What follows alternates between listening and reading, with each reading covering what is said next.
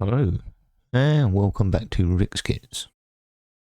Okay, my next project on the bench, as you can see from here, I've already started it.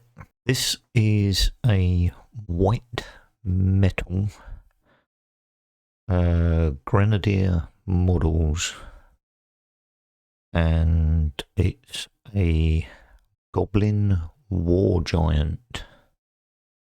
So this guy is pretty damn heavy. We're talking nearly, it'll be 900 grams easy, just that bit. So he's a war giant. Let me lay him down a minute.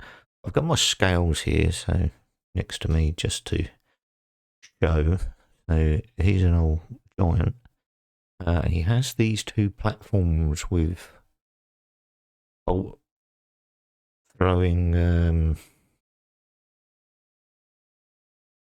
My God, what do you call those things? Catapults. Christ. You've got bolt throwing catapults. Got the old standard bearer on the top there. Now,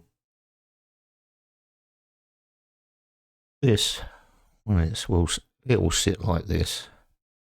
So you can get a good idea of what's going on. And on top of his head, you get a commander or a wizard, little wizard goblin thing. Hang on, let me get him in my fingers properly. There he is, little goblin wizard thing. So he sits on the top of his head. He's the commander and pokes up through the top. Then on the platform, you've got 3 each side. And 3 each side of the goblins. So there's 6 goblins at the top, plus the commander, or the wizard, so to speak. These are all old school goblins. They're nothing like the goblins now. These are more of the human sort of like goblins. Now they're all those funny, weird looking things. Because this is a kit from the 1980s. And hanging off his body and off the platform, you have got another 5, 6, another 7 goblins. As well as all these back down there. This is all white metal.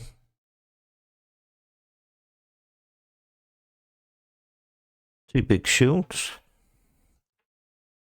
2 small shields. So when I did build this many moons ago when it first came out, and to me it seemed a lot bigger. But to get one of these still in the box, you're talking 150 plus pounds if it's the original cast. Luckily for me, I was trawling through eBay because I wanted to get another one, and I came across a recast, which is what this is. So I guess the guy's done his own casting and put it through 3D scanning, and put it, get a mould or whatever of it sorted out. And the only thing that sort of bugs me is the back end of it. I don't know if you can see from this end. It would appear that his backside is sticking out by a good 5mm more than where his back is. And I can remember back in the day that was a bit more tight fitting. If you was to build it as you should build it, there would be a 5mm gap running all the way down here between his side of his body there on both sides. So we cut all the pins off, and I've had to fill that back in. I'm not too worried about the back, to be honest with you. It's not really going to be seen that but he's going to sit on my shelf. This I have used black primer on this, so it doesn't come black. That is the A stand lacquer primer. It's nice and thin, goes on nice and well. I have had to do a bit of filling.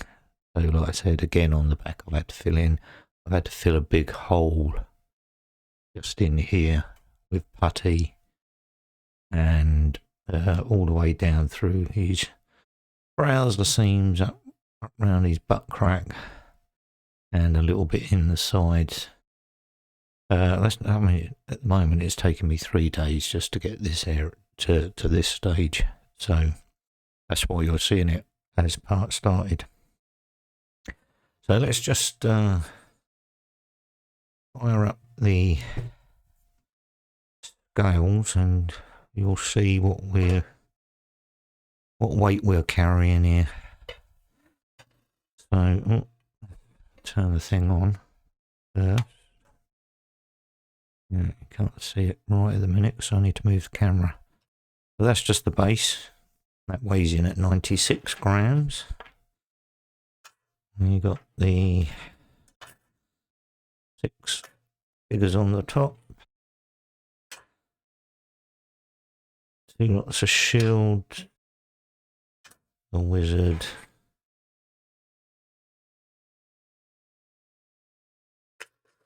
And the other 7 figures that hang around. And that's currently weighing in at, right at this moment in time, that's 203 grams, just that little bit of white metal there. Let's chuck him in. Make sure he doesn't fall over. So we're now looking at 1,007 grams. In central. That's it. And then put the old thing over the top. It doesn't fall off and crash. So the overall weight of this thing is 1,252 grams. So that's the weight this thing is pulling. Now, if you were gaming this thing, the last thing you want to be doing is moving that around for a long period of time. So yeah, that's where we're at. I'm going to do other projects. I'm not going to continue this one on as a, like, I'll put a video up now. And put a video up next week. I'm not going to be doing that because there's other things. There's other things I want to be doing as well, because I've got. I'm going to do Sean's group build, the small scale group build.